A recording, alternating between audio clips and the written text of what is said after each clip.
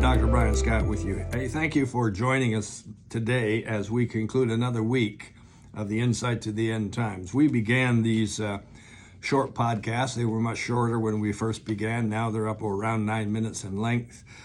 But we are sharing with you Bible scriptures as well as current events that are coming together. They are merging together to show us where we are on God's timetable. We're getting very, very close to the very end.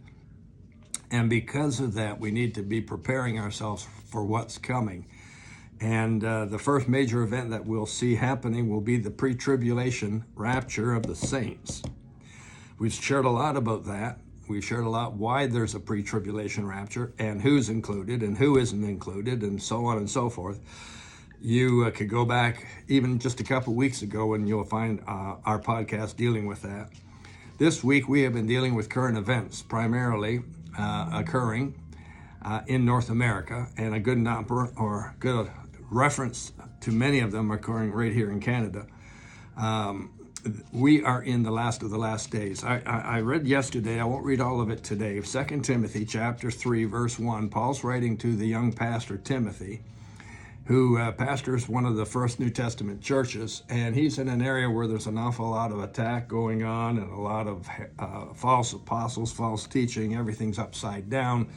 Paul's warning him, and he says to him in 1 Timothy 3:1, "Know this, in the last days, perilous times will come." That means exceedingly dangerous, wicked, evil times will come.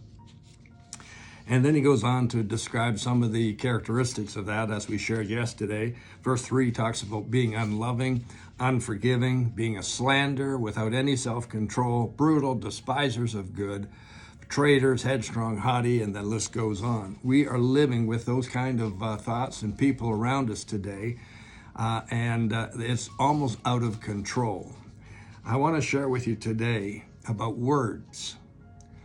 And living in this 21st century has become dangerous because our values, our standards, the words we've always used, the expectations or the meaning of these words is changing every week or every day.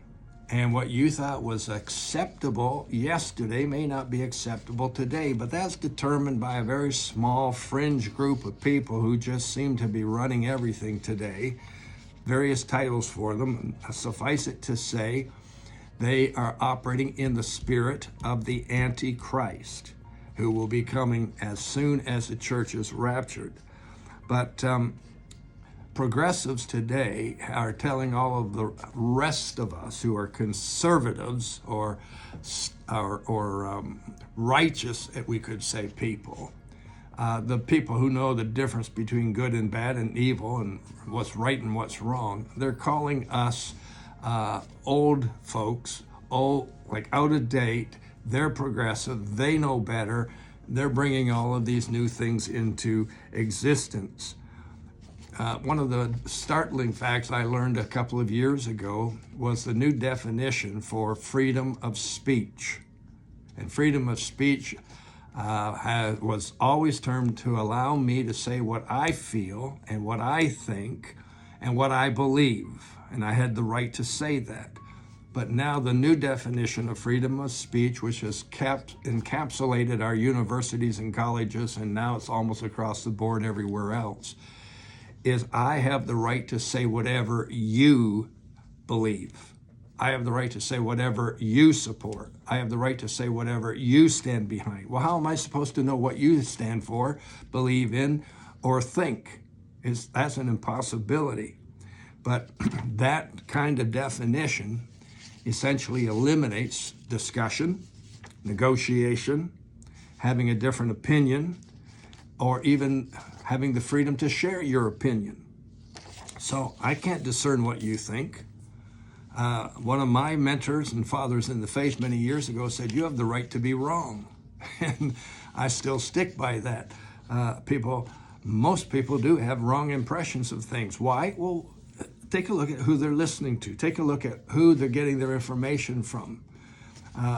Most of our media, most of our news, most of our television news, most of our internet news, most of everything that you see being reported, they select what they want you to hear, and they select what they want you to come to believe. So it may be so far from the truth that you would be shocked, but you don't know that.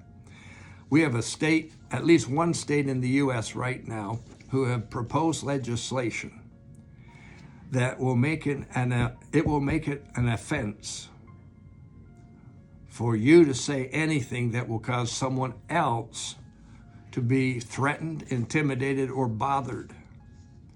How can you say anything that won't cause somebody to be intimidated, bothered, or threatened? And for that matter, it's all subjective testing. It's not defined. It's just subjective. Oh, you said the sky is blue. That bothers me. You said the waters are aqua color. That bothers me. I'm intimidated by that. I'm threatened by that. Oh, it's nonsense. But the criminal aspect of that new legislation could be very damaging to people, with extensive fines, possibly in jail time or incarceration, as I like to say. So when we have totally subjective legislation being passed on an ongoing basis, we are losing all of our freedoms, and we're losing all of our rights, and we're getting to the place where the authorities are basically pressing our mute button, telling us you do not have the right to speak anything. This is horrible, absolutely horrible. This is end times. This is perilous times. You can't get a job today in most of our Canadian centers unless you have submitted yourself to the COVID-19 vaccination policies of 3.5 years ago. Those same policies have now, and those same vaccines have now been deemed to be non-effective, and they're no longer in circulation. But if you want to be hired on in our hospital system here, you have to have those vaccinations. It's ludicrous. You can't be hired in a law firm unless you're vaccinated. You can't be hired in most businesses unless you're vaccinated. A vaccination that has already passed its due date, its expiry date, a long time ago. You see, somebody has got the ear of people and has twisted their thinking into being outside of the scope of reality.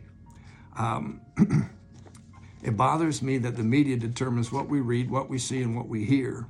Because if you go on to some of the outskirt type media sources, you'll find out, boy, there's a lot of stuff going on that we never are told about. And it's not good. It's bad. People being harmed, hurt, killed, destroyed, et cetera, et cetera. So this is nonsense.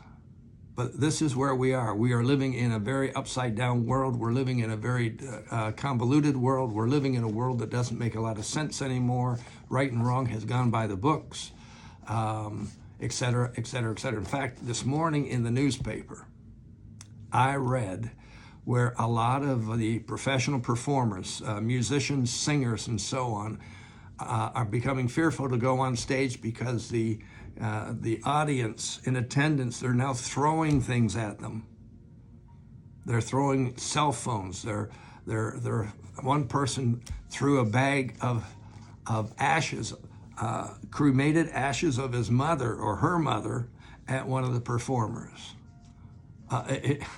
They're saying that in operas and in plays, theater plays, people are shouting slurs and like, what in the world is going on?